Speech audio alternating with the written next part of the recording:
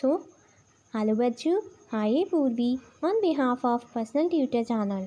आज हम लोग class 9 Maharashtra board science and technology का एक टॉपिक डायलिसिस पढ़ने वाले हैं कि कैसे ब्लड की डायलिसिस होती है ह्यूमन बॉडी में। सो स्टार्ट करते हैं। The efficiency of kidney can be adversely affected by injury, injection or decreased blood supply. अगर हमारी किडनी में कोई अफेक्ट हो जाए, यानी किडनी में कोई चोट लग जाए या किसी टाइप का इन्फेक्शन हो जाए, तो वो प्रॉपरली ब्लड सप्लाई यानी प्रॉपरली अपना वर्क नहीं कर सकती है। In case this happen, an excess of toxic substance accumulates in the body and it can lead to death.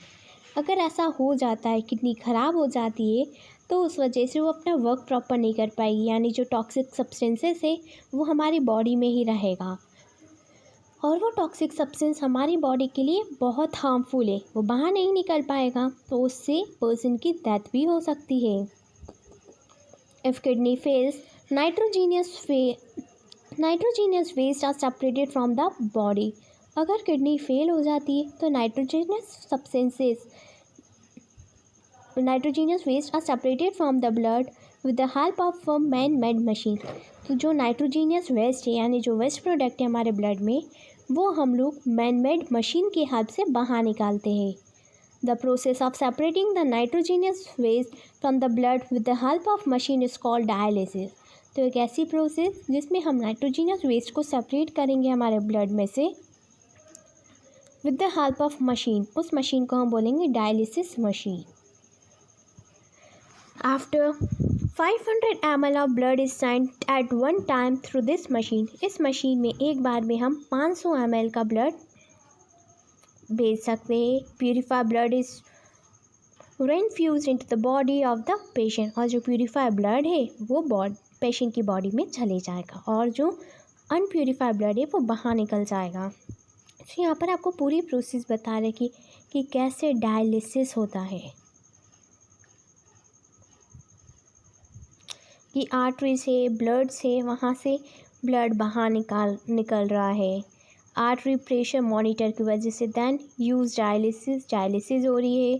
Compressed air है, फ्रेश डायलिसेट, यहाँ पर ब्लड जो है डायलिसिस हो रहा है, प्यूरिफाई हो रहा है और फिर एयर ट्रैप की वजह से वापस बॉडी में जा रहा है।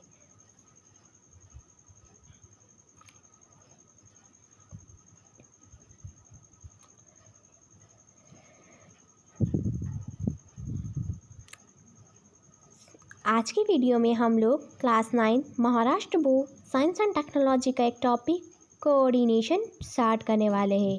सो स्टार्ट करते हैं। थिंक अबाउट इट से। Sometimes while eating we bite our own finger by tongue by mistake और tongue by mistake। कभी कभी ऐसा होता है, कोई चीज़ चबाते हुए है, हम या तो हमारी फिंगर को काट लेते हैं या तो फिर हमारी ज़ुबान को काट लेते हैं, वो भी गलती से। होता ही है सभी के साथ। And sometime we choke while eating in a hurry। कभी कभी तो हमें धसका भी लग जाता है जब हम जल्दी जल्दी खाते हैं। सो सब स्टार्ट करते हैं। Several different organ system function in the multicellular organism. Multicellular organisms में कई तरीके के फंक्शन सिस्टम है, कई तरीके के ऑर्गन्स है जो अलग अलग फंक्शंस परफॉर्म कर रहे हैं।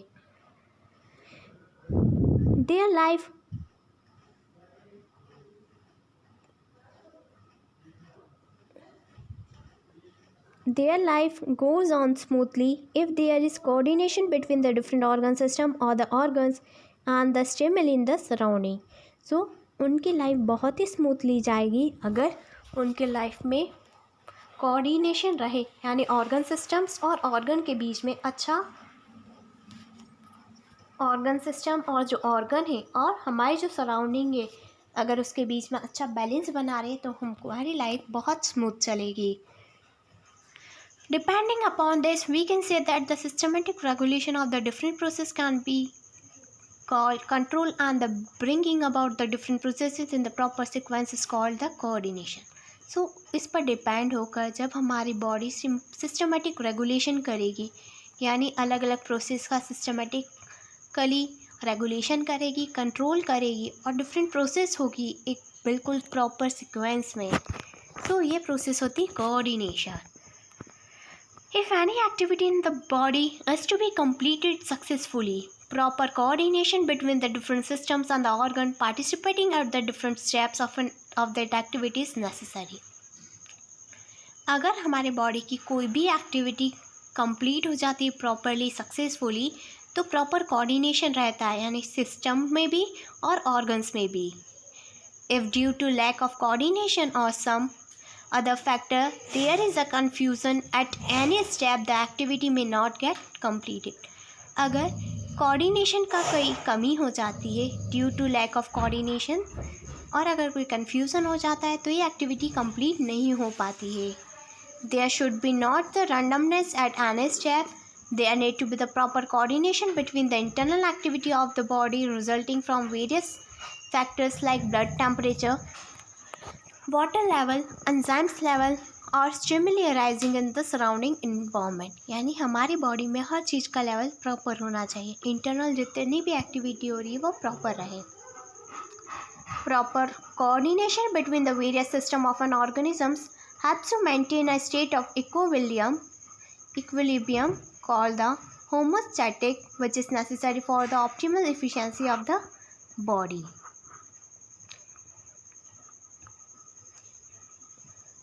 आज के इस वीडियो में हम लोग class 9 Maharashtra board science and technology का एक टॉपिक कोऑर्डिनेशन इन प्लांट्स पढ़ने वाले हैं। प्लांट्स में कैसा कोऑर्डिनेशन रहता है?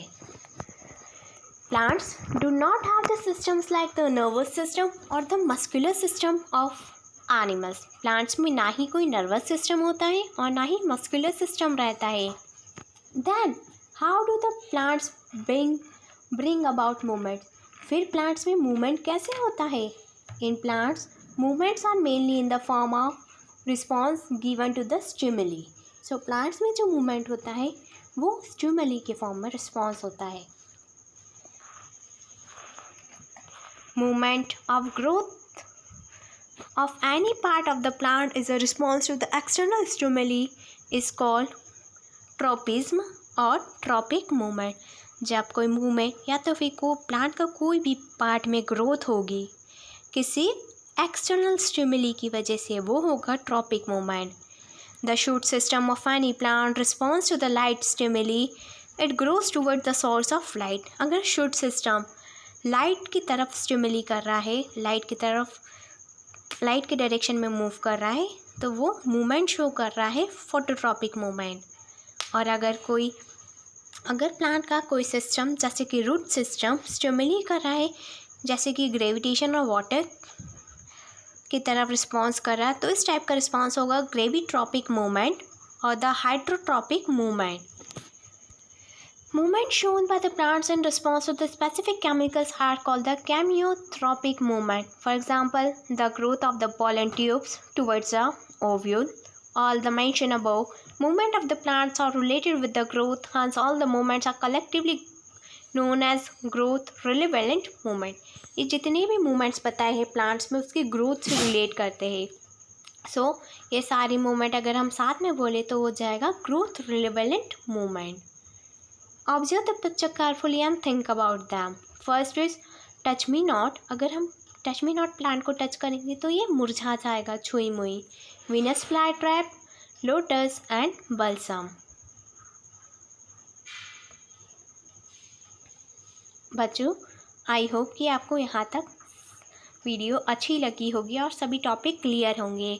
And if you have any query related to this video, then comment in comment section. Thank you. Have a nice day.